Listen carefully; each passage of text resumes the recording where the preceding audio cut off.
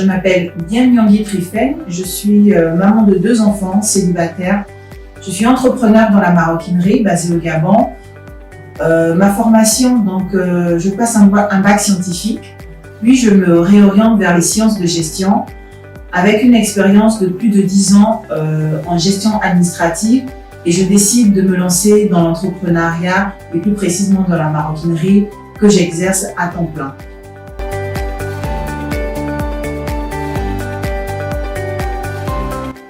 Comment démarre l'aventure Nyangui Création? Elle démarre avec 2 éléments principaux dans ma vie personnelle et professionnelle.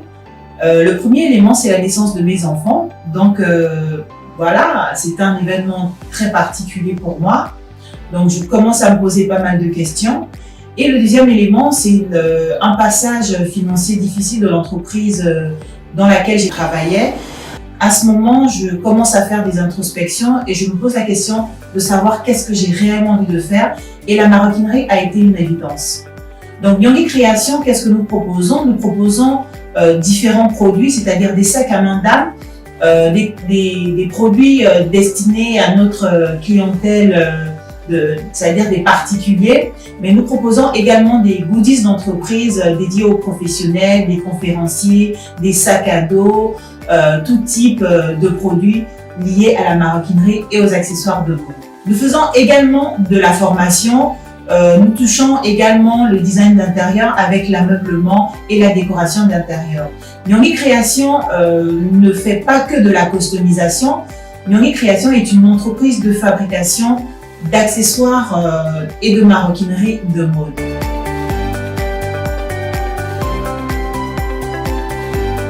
Nous utilisons différents matériaux tels que le raffia, qui est notre matériau de prédilection dans le but de faire ressortir un peu les origines du Gabon, qui est le textile privilégié de chez nous. Mais nous utilisons d'autres matières telles que le jean, le sky, le tissu wax. Nous en utilisons énormément. Et puis des matériaux en fonction des différentes créations du moment. Donc les points de distribution, nous sommes en partenariat avec la maison de la presse Aglaas et Okala, où nous distribuons nos produits. Nous vendons également sur notre page Facebook Nyangui Création, également sur notre site internet www.nyangui.com et nous vendons également sur notre compte Instagram et TikTok Nyangui Création.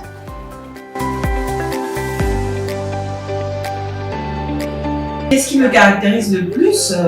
Ceux qui me connaissent disent de moi que je suis une personne très courageuse et je pense qu'il faut énormément de courage pour faire de la maroquinerie dans notre pays. Je suis quelqu'un de très persévérant parce que quand je me suis lancée dans quelque chose, j'ai pas l'intention d'abandonner et je pense que je suis énormément une grosse travailleuse. Ne se lance pas dans la maroquinerie quelqu'un qui est paresseux. Donc voilà ce que je peux dire de ma personne.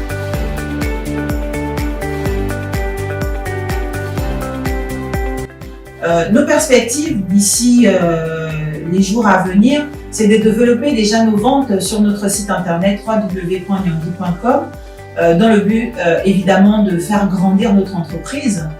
Et nos challenges dans les mois à venir, c'est de sortir nos différents produits de luxe avec un fort concept gabonais, un fort concept africain, donc des produits de luxe qui donnerait la fierté aux Africains de consommer de la maroquinerie Made in Africa, conçue et pensée par des Africains. La femme 2.0, c'est cette femme qui a un rêve, qui a une passion et qui à travers ça vit pleinement sa vie et épanouie dans son activité professionnelle, dans sa vie personnelle. C'est la femme qui sait s'arrimer à l'heure du numérique aujourd'hui et qui arrive à atteindre ses objectifs et à vivre de son rêve.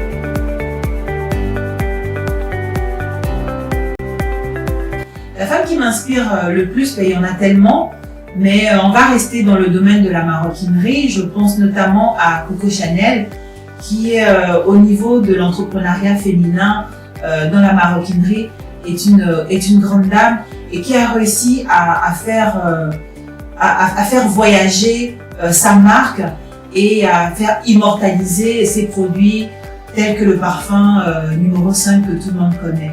Donc sur le plan de la mode et de la maroquinerie, c'est Coco Chanel qui m'inspire le plus.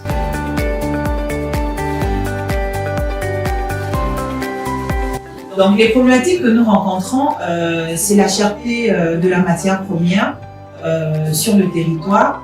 C'est-à-dire que les coûts d'importation sont tellement élevés que nos fournisseurs sont obligés de nous vendre les matières premières souvent de façon un peu trop chère, ce qui est répercuté sur le produit final malheureusement. Nous attendons que l'État mette en place des mesures d'allègement sur les taux d'importation donc de ces matières premières en faveur de l'artisanat et de l'artisan, et des mesures d'allègement sur le plan fiscal, parce que lorsqu'une entreprise démarre, souvent elle n'a pas encore les revenus que demande souvent l'État sur le plan fiscal.